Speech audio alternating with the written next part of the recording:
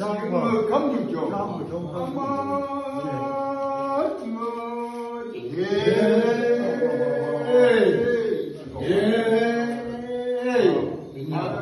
cái tổ nào rồi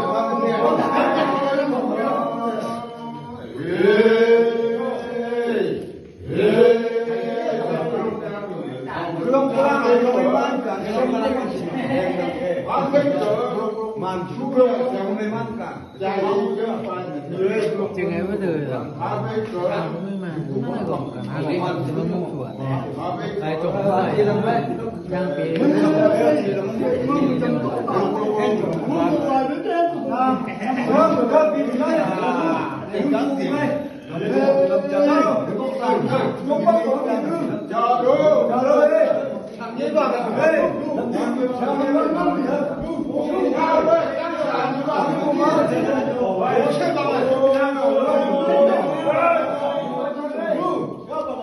chân qua lên rồi